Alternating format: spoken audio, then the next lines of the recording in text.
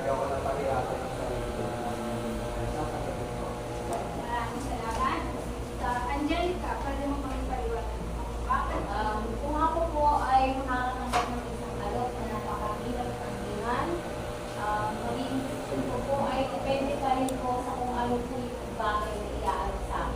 Kung kaya ko naman gawin or gampanan yung kalok na inaarutan kita ng gawin ko, pero kung talagang hindi ko naman kaya, ay tama.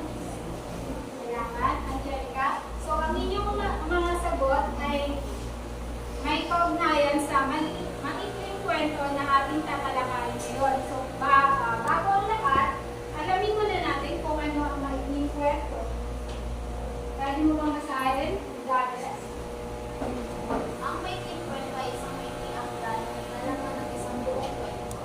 Ito ay isang konsepto kung bakit ika naglalaman ng isang maikling kwento na nagkalayong magpahayag ng isang ideya o damdamin sa mga kasakas. Ito ay karaniwang binubuo ng isa hanggang ilang kalinang. Salamat. So, ang maikling kwento din ay isang maiksing kwento na pwedeng tapusin sa isang bukuan lamang or sa isang oras lamang. Ngayon, ang kwentong tatalakayin natin ngayon ay tungkol sa ang munting Okay. Meron ako dito kopya ng kwento at simulan natin talakayin. Ngayon, ipupulong muna kayo sa tatlong pangkat bilang sa tatlong pangkat. Isa, dalawa.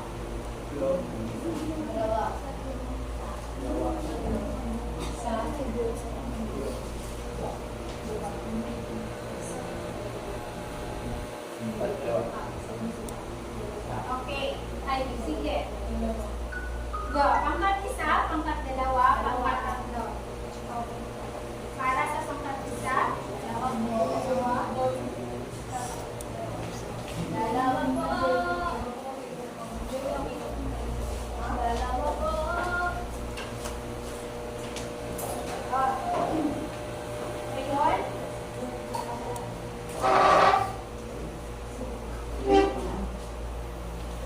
Ngayon, talakayin natin. Pwede mo bang basahin ang unang talata, Aguilar? Nagsimula ang kwento sa pagdalaw ni Chico. Ang munting Marinas. Nagsimula ang kwento sa pagdalaw ni Chico kay nanay, Magloy. Panay ang punta niya rito sa matanda sa paglanais ng baby ng lupa nito. May gamit na binigyan na ang mga lupain na palilig kay nanay. At sa kanya, kailangan hindi pa nakakita. So, dati tumatanggi ang matanda ko. Kaya naisip niya ang ilanok si nanay Magloy na 30 grams kada buwan. At gusto ang matanda sa anak ko. Maraming salamat. So, ang katanungan nito ay para sa pangkat pangalawa. Bakit panay ang dalaw ni Ginoong Chico kay Nanay Magloy? Vicky? Dahil gusto din ni lupa ni Chico. Maraming salamat. Pangalawang talata, pwede mo mabusahin? Read. Hanggang pangatlong talata. Kaya naman, naisipan ni Nanay Magloy na pumunta sa abogado upang malaman kung ano ang maaari niyang gawin. Sinabi ng abogado na sa matandang babae ay gawing 50 crowns ang kanyang tanggapin kada buwan sa halip na 30. Hindi nakalaan, bumalik muli si Chico sa tahanan ni Nanay Magloy upang pag-usapan ang kanyang desisyon tungkol sa alok niya. Pinilit ng matandang babae si Chico na gawing 50 ang crowns na kanyang itatanggap buwan-buwan. Nadismaya si Chico nang marinig niya ang kondisyon ng matanda. Ngunit, pumayag pa rin siya sa huli. Maraming salamat. Ang tanong na ito ay para sa pangatlong pangkat. Bakit gano'n na lamang ang kanyang kagustuhan ng mga ito? Ang lupain ni Nanay Magloy. Ang pangatlong pangkat.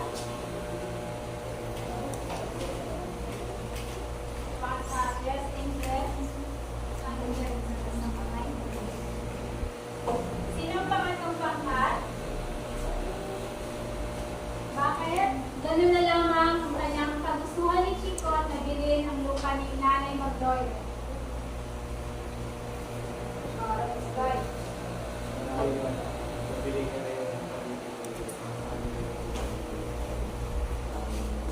Tama. Galing. Salamat sa Lord Juarez.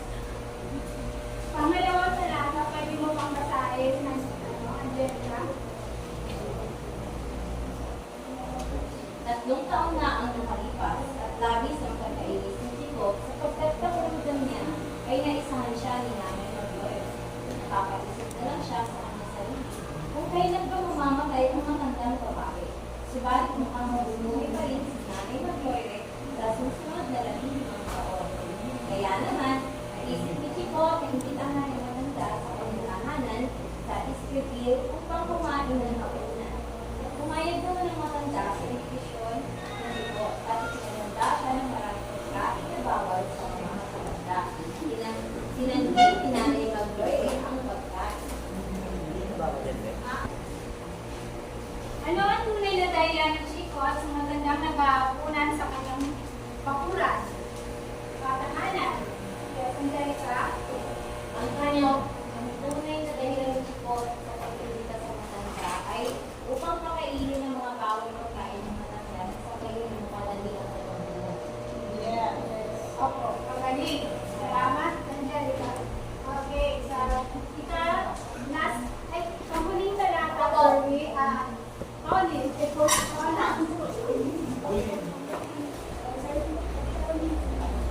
Pagkatapos ng ilang araw, dumalaw ulit si Jacob kay Nanay Magdoy upang ibigay ang mga bariles na may alak. Dito ay naging madalas ang pag-inom ng alak ng matanda. Araw-araw na siya umiinom at lagi na din lasing. Umiiwas na si Jacob kay Nanay Magdoy sapagkat ayaw niyang malaman ng ibang tao na may kinalaman siya sa pangyayari nito. Nagpatuloy ang pag-inom ni Nanay Lori hanggang sa matagpuan na lamang siyang patay sa kanya ng kanyang mga kapitbahay. Okay, salamat, Paula. Ngayon, ang katanungan ito ay para sa pangalawang pangkat. Ano ang naging kahilinatnan ni Nanay Magdoy matapos ang pag-iinom ng maraming alak, Alexis? Sa labis na pag-inom, ang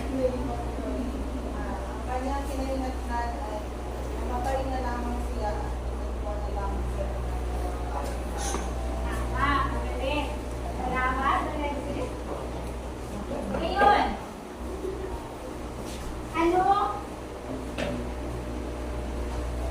anong aral ang maaaring matutunan mo mula sa kwento? Angelica. Na hindi talaga nakakaputi ang mga bisyo gaya ng araw. Lalo na kung sobra-sobra. Salamat, yun lang ba? Alexis. Hindi lahat ng tao na mapahilig sa atin na inaalok pa yung mga bagay-bagay ay meron magandang gusto ko ano sa'yo, kumbaga may mabuting kalooban. Kumbaga kung yung ibang tao ay meron silang mga masamang bala. Magaling. Isa pa. Ay, sino pa? Jerry. Minsan tayo ay kailangan din tumanggi o tayo na lalo na natin mga kasobrang sa Yes. Ay, tama. Tama ang lahat ng inyong mga sagot. Ngayon, gusto niyo ba ang kwento? Okay.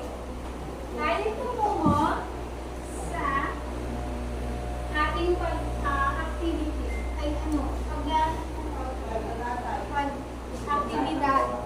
Gawain. Bawat grupo, ibibigyan ko ng simbolo ng kwento ng kwento at inyo itong isadula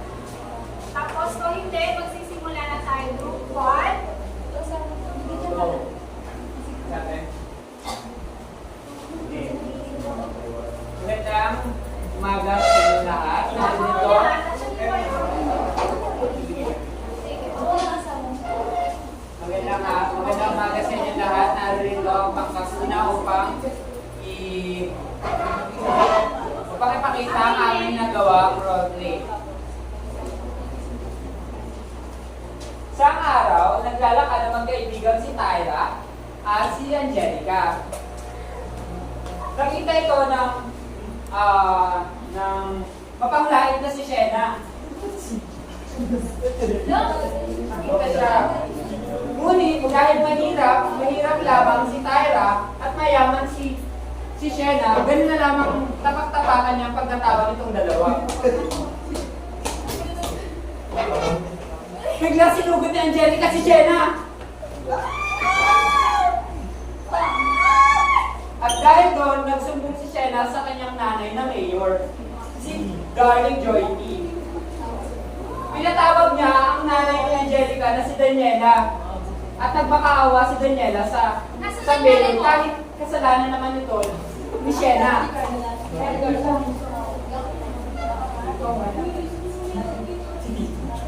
Sorry ka sa anak ko. Ano mo ginagawa mo sa anak ko? Siya mag-sorry, siya mag-sorry. Kita ba ni siya? Eh, naman lang ka na talaga? Bakit? Mother and daughter. Sorry ka. Biglang binaril ni Jorel si Angelica. Ay, anak ko po! Bakit yung binalis? Oo, sa'yo, Ninay. Binayaran lang nila ng 20 milyong piso. Gusto mo ng pera? At doon po natatapos ang aming kwento. Maraming salamat po. So, ang aming nakuha ay ang ng kanyang kapangyarihan. Maraming salamat. Panguna, asa na inyong 1/4? Ay, teka lang po. Sige. Mamaya ipasa ko niyo sa akin. Ngayon, ay tahimik. Bigyan mo na natin ng palakpakang pagkatuna. Ngayon, ang pangatlo.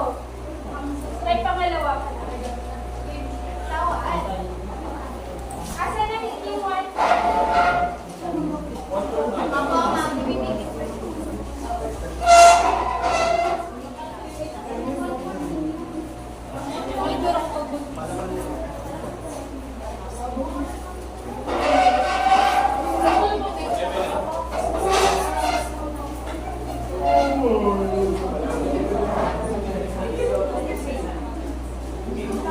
Magandang umaga sa inyo lahat. Narito po ang aming pangkat upang magmamalas sa inyo ng aming pagkakatan. At pinamaganda namin maalaala po kayo. Pakinig. Gusto ka po. Ako'y sinusundan sa inyo sapagkat ako'y meron mo pang-abuso ng asawa. Hindi man niya ako pinububog ng pisikal, ngunit nilulus na inyo naman ang pera na dapat para sa aking mga anak at para sa aking pagiging. Ganito po nagsimula ang aking buhay.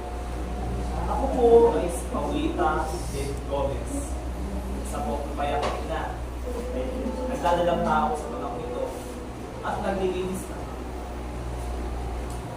Isang araw, dumating ang aking mister na si Juan. Lasing na lasing siyang umuwi. Galing po sa sila. Sa kanyang pagkakalasing, nasigawan niya ang kanyang asawa. Ano ba yan? Tabi! Ang galing mo naman! Napagod ang dalawang mga asawa. Kung kaya naman ang buntis ay nagsadya na lang sa kanyang kwarto upang katulinin at umiyak. Ang pagkalakas-lakas. Samantala, galing naman sa paaralan ng dalawang silang anak. Sila ay magkadikit na kambal. Isinilang sila magkadikit na kaliyaw. Ikuran. Ikuran daw. Gusto nila maging masaya kagaya ng kanilang kaibigan. Kaya naman lumapit sila sa kanilang ama at nanghingi ng pera.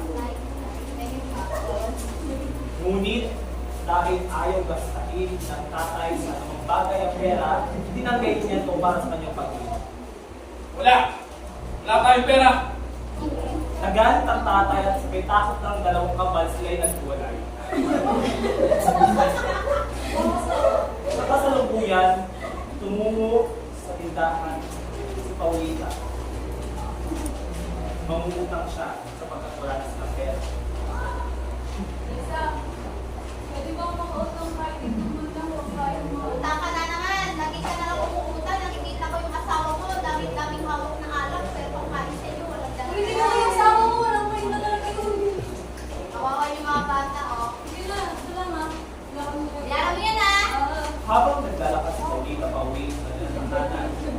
ang dalawang tindera sa loob ng tindahan ay nagtutulisa.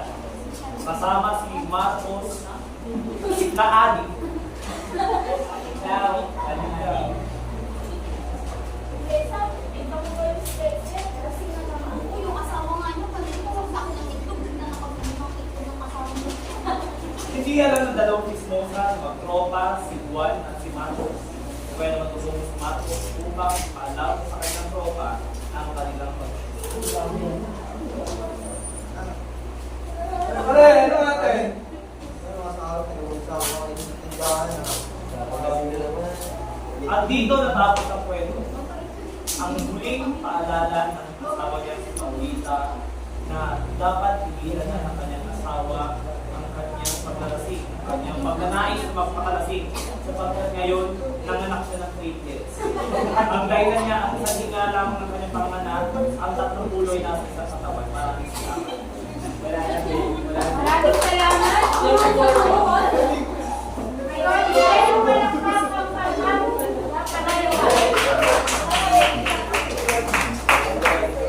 para sa susunod na grupo, napiling muna.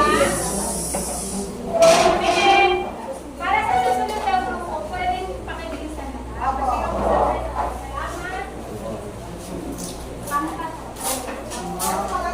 Ganda nga po sa lahat. Kami nga pala yung mga at ano yun? Pagkapaniwala, pagkakaroon ng katuwa. Araw ng eleksyon, umaga po si Ginang Alexis Uri. Pag ako nanalo, walang magugutom! Dante!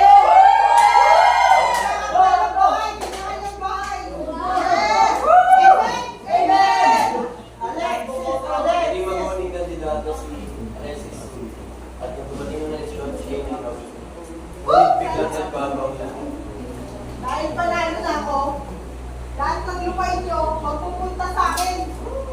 Wala na kayong mga karapatan. Pinagbabayaran mo na kayo ng eleksyon. Dahil sa amin ang mga lupa nyo, akin na. Sinungaling ka, sabi mo. Wala yan! Wala kayong magagawa. Panalo na ako. Naging lasing niya si Bernie. Tagay! Ikainom? Ikainom? Ikainom? Ikainom? Mamasabit kita. Inom! Inom! Inampal ni Bernie nung isa sa magsasaka. Pero lumaban ang magsasaka. Lumaban lahat ng magsasaka.